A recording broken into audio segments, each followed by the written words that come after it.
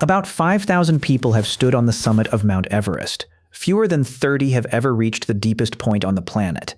Whatever conditions you imagine at the top of the tallest mountain on Earth, nothing compares to what waits at the bottom of the Mariana Trench. Permanent darkness, pressure that bends solid metal, geysers spewing liquid sulfur into freezing water. We'll get to the people who chose to go there. First, let's follow the path down. Down to 40 meters is the range most recreational divers ever reach. From the surface to 200 meters is the sunlight zone, home to roughly 90% of all ocean life. Enough light still penetrates here to grow phytoplankton, feeding a vast web of small creatures, which in turn feed the fish above. At 332 meters, a diver in scuba gear once set the deepest recorded dive on compressed air alone. Between 200 and 1,000 meters is the twilight zone. Less than 1% of sunlight reaches this depth. Many creatures here make their own light instead, using bioluminescent chemical reactions to lure prey or to startle a predator. At 565 meters, an emperor penguin once set the deepest recorded dive of any bird. Past 1,000 meters, sunlight disappears completely. Nothing grows here,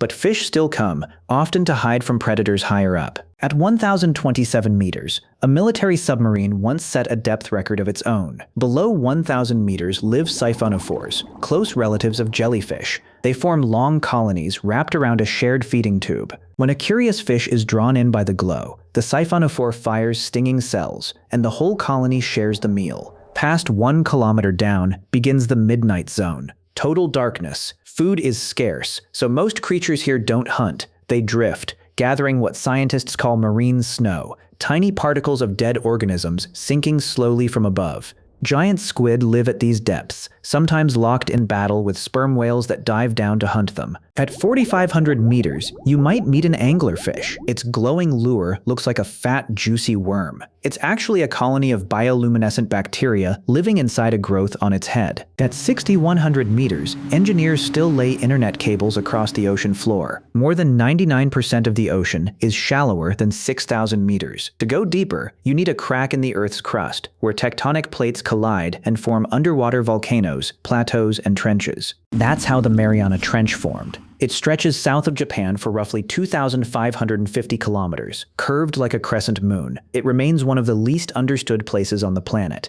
We know more about the surface of Mars than we know about its deepest point. The pressure down there could crush an unprotected human in microseconds, the equivalent of a 500-ton weight resting on your body.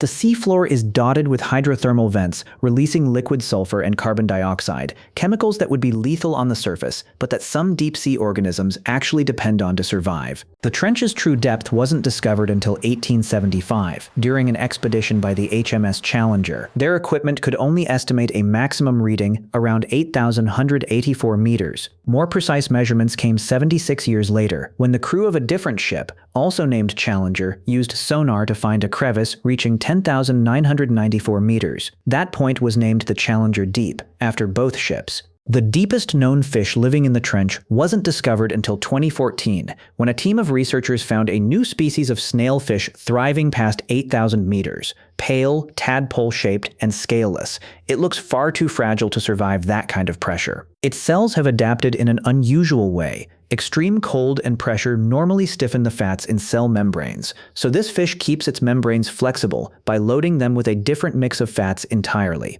Below the snailfish, almost nothing else competes for space. Sea cucumbers, tiny albino crustaceans, and giant amoeba-like organisms called foraminifera are the most common forms of life at the very bottom. Methane and liquid sulfur seeping from the seafloor turn out to be an excellent energy source for the microorganisms living there. Occasionally, a dead whale sinks all the way down, and for months it feeds nearly everything nearby. Geologists are drawn to the trench too. Researchers have found an underwater lake of boiling sulfur on its floor, a feature otherwise seen only on one of Jupiter's moons, Io. The first humans to reach the very bottom were scientist Jacques Piccard and U.S. Navy Lieutenant Don Walsh, testing a new deep-sea vehicle on January 23, 1960. Aboard the bathyscaphe Trieste, they began a descent that took nearly 5 hours. They had no scientific equipment on board and couldn't even take a photograph. When the Trieste finally touched down, it kicked up so much sediment that visibility through the window dropped to nothing.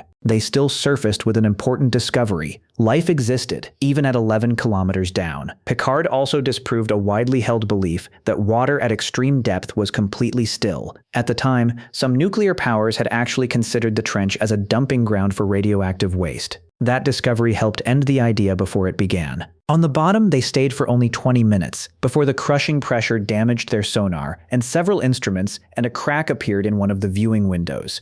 The US Navy limited the Trieste's future dives to a much shallower depth after that. No one returned to the Challenger Deep for over 50 years. The next person to try was film director James Cameron, known for Titanic and Avatar, and no stranger to deep-sea exploration. By the 2000s, almost every surface location on Earth had already been explored, while space missions mostly sent machines instead of people. The thrill of discovering the truly unknown was left in one place: the deep ocean, of which only about 3% had ever been studied. In 2012, no vehicle on Earth could survive the pressure at 11 kilometers down, so Cameron's team built one from scratch. It took more than 7 years. The result, called the Deep Sea Challenger, was a single-person submersible shaped like a vertical torpedo, with a thick metal sphere inside where Cameron would sit and control more than 180 onboard systems. Before the dive, Cameron asked Don Walsh, the only living person who had ever reached the bottom, for advice. "If I hear a cracking sound at 5 kilometers down,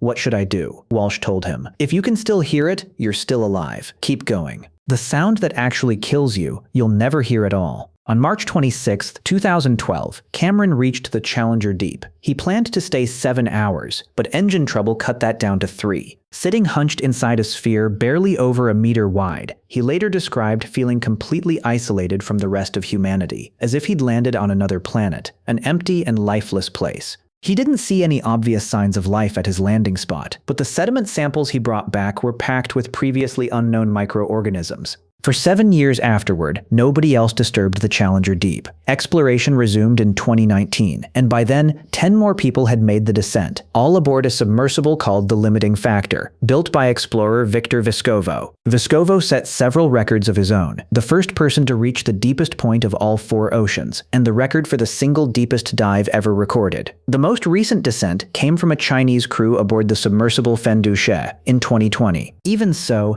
the Mariana Trench remains one of the least explored places on the planet. Researchers have found plastic bags and candy wrappers on its floor. Some scientists believe hydrothermal vents like these may be where the very first life on Earth began, which means the bacteria at the bottom of the Mariana Trench might hold a clue to one of the biggest questions we have: how life in the universe got started at all.